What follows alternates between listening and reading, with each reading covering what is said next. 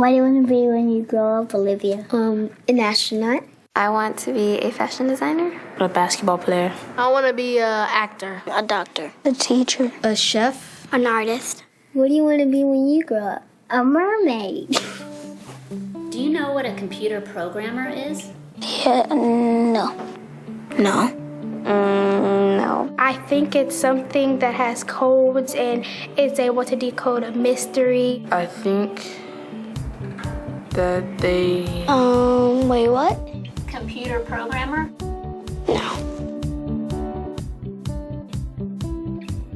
Nowadays, just about everything requires some form of programming. So, what is it? Programming is basically explaining to a computer what you want it to do for you. When you're programming, you're teaching possibly the stupidest thing in the entire universe, a computer, how to do something. Programming is one of the only things in the world that you can do where you can sit down and just make something completely new from scratch, you know, whatever you want. It's really not unlike kind of playing an instrument or something, or playing a sport. It starts out being very intimidating, but you kind of get the hang of it over time. Coding is something that can be learned, and I know it can be intimidating. A lot of things are intimidating, but what isn't? A lot of the coding that people do is actually fairly simple.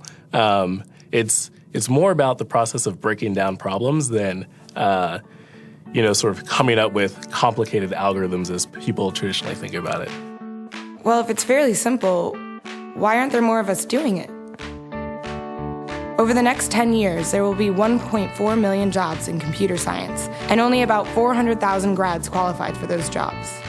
That's a shortage of 1 million people. So, how do you start?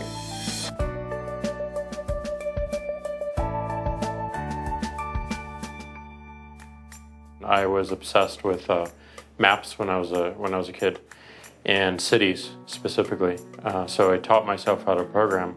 I had a very clear goal of what I wanted to do, which is to see a map of the city on my screen and play with it. Put things on the map, move things around the map. See what was happening in the city, how it worked, how it lived, how it breathed. The best early thing was actually using software to decide when the classes in my school would meet, and that put me in a position to decide which girls were in my class. The first program I wrote asked things like, what's your favorite color? Or how old are you? I first learned how to make a green circle and a red square appear on the screen. The first time I actually had something come up and say, hello world, and I made a computer do that. It was just astonishing. When I finally learned a little bit of programming, that blank wall resolved into a bunch of doors, and you open them, and finally you start to open enough doors that the light comes in. And to me, a finished program is like a structure filled with light. All the corners are illuminated. You understand the structure of it. It's a really serene feeling to have completed that.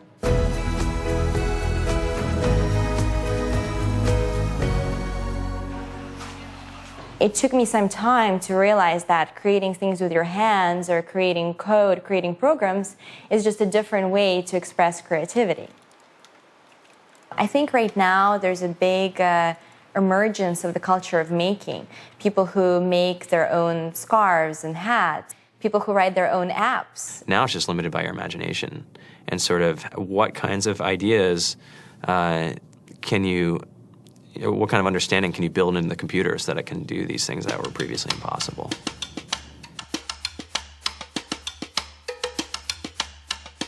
All great things are built in teams when you collaborate with other smart people. You're testing your ideas, you're stimulating each other. That's what makes us successful. It's not some flash of brilliance by somebody who then codes 24 hours a day for 3 weeks. It's what happened. The magic happens when we're all on the same page, collaborating and building something together. There's a much greater need in the world for engineers and people who can write code than there will ever be supply. And so we all live these very charmed lives. To get the very best people, we try to make the office as awesome as possible.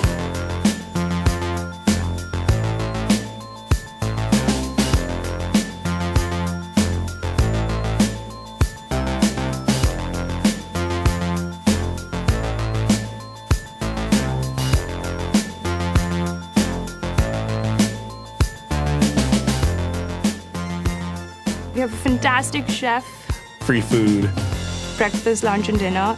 free laundry, snacks, even places to play and video games and scooters. There's all these kind of interesting things around the office and places where people can play or relax or go to think or play music or be creative.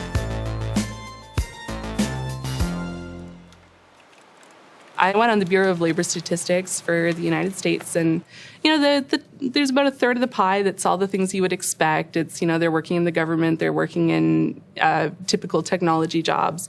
But then, like, the rest of the pie, and it was the majority of the pie, just split down into these little teeny slices of every industry imaginable. And what it is, computers are everywhere. You want to work in agriculture? Do you want to work in entertainment? Do you want to work in manufacturing? It's just all over.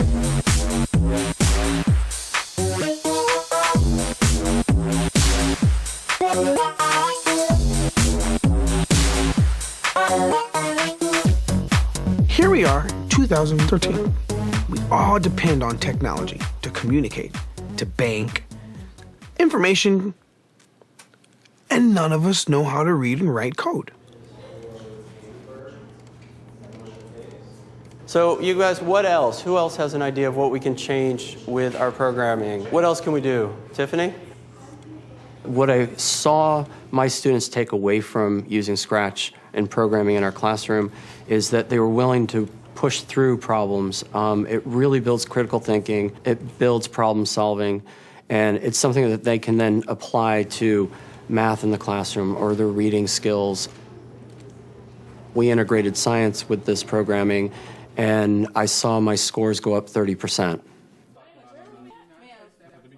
When I was in school, I was in this after-school group called the Whiz Kids. And when people found out, they laughed at me and, all these things. And I'm like, man, I don't care. I think it's cool. And, I'm learning a lot. And some of my friends have jobs. It's important for these kids. It should be mandatory to be a citizen on this planet, to read and write code. I just think you have to start small, right? And I think that's one of the biggest misconceptions about computer science and programming overall is that you have to learn this big body of information before you can do anything. You don't have to be a genius to know how to code. You need to be determined. Addition, subtraction, that's about it. You should probably know your multiplication tables. You don't have to be a genius to code. Do you have to be a genius to read? Do you have to be a genius to do math? No? No?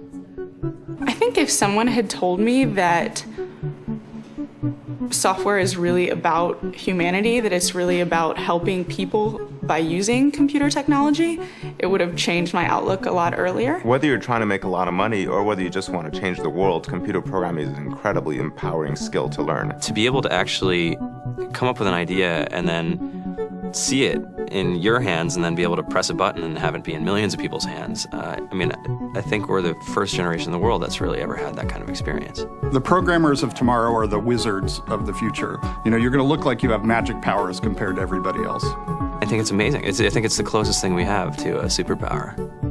Great coders are today's rock stars. That's it.